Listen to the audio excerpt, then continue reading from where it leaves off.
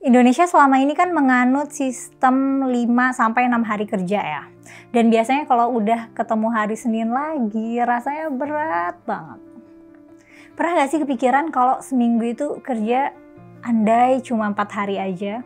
Nah ternyata hal ini tuh sudah diuji coba loh. Sebuah riset terbaru dari Inggris nemuin fakta ternyata karyawan akan lebih produktif kalau kerjanya seminggu cuma 4 hari. Pernyataan ini dirilis oleh 4 Weeks Global pada tanggal 21 Februari lalu.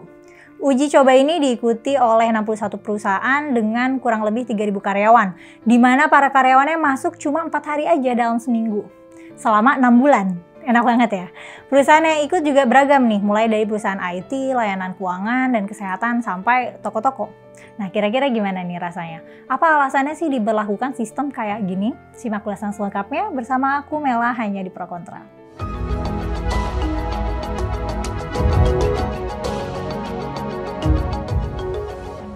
Pada awalnya, penelitian mengenai 4 hari kerja ini dilakukan di perusahaan Perpetual Guardian, suatu perusahaan teknologi di New Zealand. Penelitian ini dimulai tepatnya pada tanggal 5 Maret 2018 dan kerjasama bareng tim peneliti dari University of Auckland dan Auckland University of Technology, di mana melibatkan sekitar 240 karyawan untuk kerja 4 hari selama 8 minggu tanpa potong gaji. Seneng ya? Nah, dan hasilnya ternyata 4 hari kerja memberikan dampak positif nih bagi karyawan. Komitmen bekerja naik 20%, tingkat stres menurun 7%, dan work-life balance naik sebesar 24%. Nah, ternyata kedengarannya ini 4 hari kerja tuh jauh lebih sehat ya. Eksperimen dari perusahaan Perpetual Guardian ini juga jadi acuan buat negara-negara dan tim peneliti di luar sana untuk nyoba sistem 4 hari kerja ini. Salah satu peneliti yang merupakan ilmuwan dari Cambridge University berpendapat bahwa 4 hari kerja memberikan banyak manfaat dan merasa sangat terdorong karena ini tuh kayak dream come true. Dan hasil dari penelitian kemarin di UK pun jauh lebih baik, di mana para peneliti nemuin bahwa lebih dari 75% produktivitas dan kinerja karyawan meningkat. Pendapatan perusahaan pun naik sekitar 35% dan angka ketidakhadiran pegawai menurun.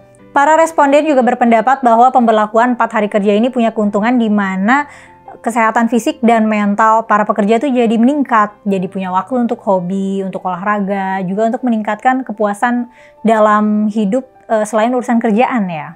Tapi walau belum semua perusahaan bisa nerima sistem 4 hari kerja nih, hampir 92% perusahaan yang berpartisipasi dalam studi tersebut bilang bahwa mereka berencana menerapkannya dalam waktu dekat nih. Netizen juga bereaksi. Dengar hal ini jadi ikut berandai-andai nih. Ada Nur Latifah yang berpendapat bahwa yang paling enak itu libur hari Rabu, 2 hari kerja, break 1 hari, kerja lagi 2 hari, terus libur lagi 2 hari.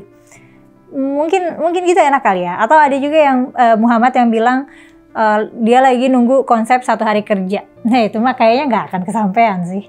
Tapi tentunya ada tantangan tersendiri nih kalau 4 hari kerja ini diberlakukan. Tantangan terbesar itu dalam menjaga produktivitas dan juga mengatasi masalah jadwal. Nggak hanya itu, diperkirakan juga tingkat ketidakpuasan konsumen bakal meningkat nih. Coba bayangin kalau sebelumnya bank buka sampai hari Jumat. Nah sekarang jadi bukanya sampai hari Kamis gitu. Otomatis waktu konsumen jadi terbatas dan bisa menimbulkan ketidakpuasan nih untuk konsumen. Beban kerja juga bisa meningkat dan pastinya alur kerja tuh jadi bisa berubah kan, perubahan itu nggak nyaman ya. Bob Azam selaku Wakil Asosiasi Pengusaha Indonesia atau APindo memberikan pendapat bahwa Indonesia masih belum siap nih kalau mau mengadopsi 4 hari kerja. Beliau berpendapat bahwa produktivitas di 5 hari kerja itu harus dibenahi dulu baru boleh kurangi waktu kerja. Tapi harus dibenahin gimana sih? Nah kalau menurut kamu gimana nih? Kira-kira tetap bisa efektif nggak sih kalau di Indonesia diberlakukan sistem 4 hari kerja? Atau justru malah makin chaotic dan malah tambah burnout karena kerjaannya ditumpuk 4 hari? Coba tulis pendapat kalian di kolom komentar di bawah ya. Sekian dulu Pro Kontra kali ini. Jangan lupa untuk like dan subscribe channel YouTube Geolife supaya update berita terbarunya. Sampai jumpa di episode selanjutnya.